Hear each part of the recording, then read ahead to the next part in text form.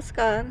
सपकाळताई recipes या माझ्या YouTube चॅनलमध्ये तुमचं सर्वांचं खूप खूप स्वागत. चला तर आज आपण मस्त असे टम्म फुगलेले जाळीदार असे रेशनच्या तांदळाचे गूळ घालून केलेले अनारसे आणि त्या परफेक्ट अनारसे होण्यासाठी अनारसेचं परफेक्ट पीठ कसं घ्यायचं ते आज पाहणार आहोत. अनारशाचं परफेक्ट पीठ बनवण्यासाठी मी इथं 1 किलो रेशनचा तांदूळ घेतलेला आहे. शक्यतो अनारसे बनवण्यासाठी रेशनचा किंवा जुना तांदूळ वापरायचा. आणि सर्वात महत्त्वाचं म्हणजे हा तांदूळ घेतल्यानंतर चाळणीने चाळून घ्यायचे, खडे वगैरे काढून घ्यायचे, एखादी साळ वगैरे असते ती पण काढून घ्यायची आणि 2-3 पाण्याने हे तांदूळ आता आपण धुवून घेणार आहोत. हलक्या हाताने चोळायचे आणि 2-3 पाण्याने धुवून घ्यायचे. तर अनारसे परफेक्ट होण्यासाठी सर्वात अगोदर त्या अनारसेचं पीठ परफेक्ट कसं होईल ते पाहणार आहोत आपण.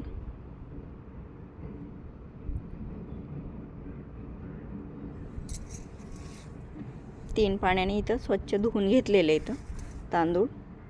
आता आपण ह्याच्यामध्ये परत स्वच्छ पाणी घालू आणि 3 दिवस आपण हे तांदूळ मुरायला ठेवणार आहोत, भिजायला.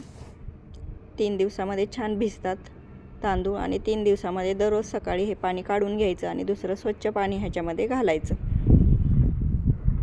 चौथ्या दिवशी आता आपण बघणार आहोत हे तांदूळ भिजलेत का. चौथ्या दिवशी एकदम छान भिजतात हे तांदूळ. मी सोमवारी हे तांदूळ पाण्यात घातले होते. आता गुरुवारी आपण हे काढून बघू. छान मस्त भिजलेत बघा तांदूळ किती. आता हे वरचं पाणी काढून परत 2 पाण्याने आपण हलक्या हाताने ह्याला धुवून घेऊ.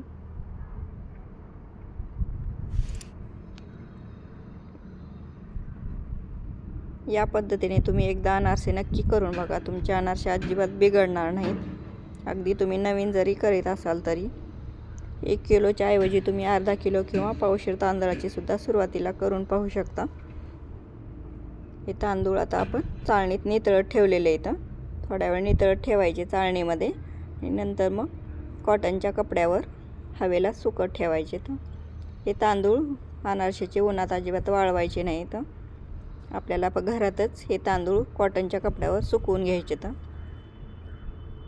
फॅनच्या हवेला जर सुकवत असाल तर 1 तासात परफेक्ट सुकतात हे तांदूळ.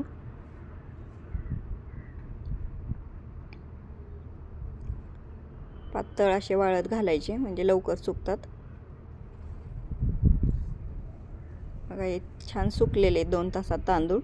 आता आपण हे सर्व तांदूळ चाळणीत परत भरून घेऊ, कारण हे बारीक आता आपण मिक्सरला वाटून घेणार आहोत. हे तांदूळ थोडे थोडे आता मिक्सरच्या भांड्यात टाकून छान बारीक मस्त दळून घेऊ.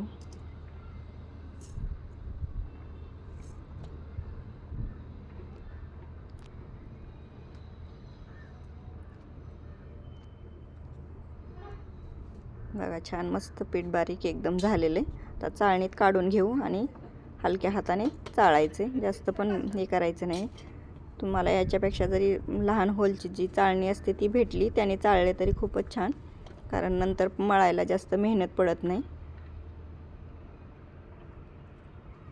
हे राहिलेली कणी आहे ती परत भांड्यात टाकायची आणि परत त्याच्यात तांदूळ थोडे थोडे घ्यायचे आणि सगळे 1 किलो तांदूळ आहे ते बारीक असे दळून घ्यायचेत.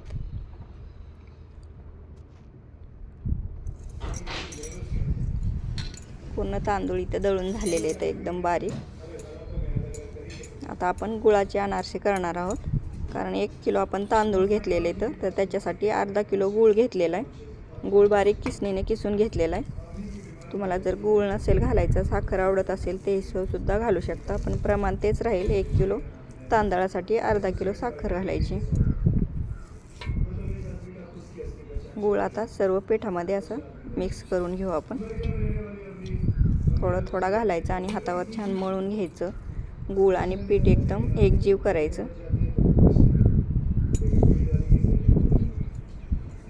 छान चोळून लावून घ्यायचं आहे असं. गूळ एकदम एकजीव झालं पाहिजे दोन्ही. थोडीशी विलायची पावडर टाकायची ह्याच्यामध्ये.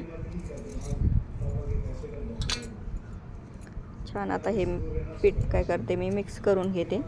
तोपर्यंत तुम्ही चॅनलला आणखीन सबस्क्राईब केलं असेल तर सबस्क्राईब करून घ्या. व्हिडिओला लाईक करा, शेअर करा तुमच्या मैत्रिणींना पण अनारसे जमत नसतील तर. आणि कमेंट करून नक्की सांगा. छान असं बघा लावून घ्यायचं. गूळ मस्त एक जीव झालं पाहिजे पूर्ण पीठ आणि गूळ. थोडंसं विलायची पावडर घातलेली. छान मस्त गोळा होतोय तयार आता.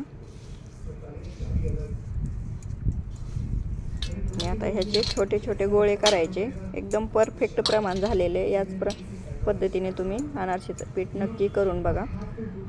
छोटे छोटे गोळे करायचे आणि डब्यामध्ये, हवाबंद डब्यामध्ये ठेवून द्यायचे. ह्याला फ्रीजची सुद्धा अजिबात गरज नाही. फ्रीजशिवाय सुद्धा हे महिनाभर पीठ छान राहतं. ज्यावेळेस आपल्याला अनारसे करायचे, गरम गरम काढायचा, एक गोळा मळायचा. जास्त घट्ट असेल तर थोडंसं दूध घालायचं आणि अनारसे खसखस टाकून त्याच्यावर छान तळून घ्यायचे. तो पण व्हिडिओ मी चॅनलवर टाकलेला आहे, तुम्ही तो पाहू शकता. बघा किती मस्त पीठ तयार झालं, एकदम परफेक्टच. या पद्धतीने तुम्ही अनारशीचं पीठ नक्की तयार करून बघा. आणि व्हिडिओ जर आवडला तर व्हिडिओला लाईक, शेअर आणि सबस्क्राईब करायला विसरू नका. धन्यवाद.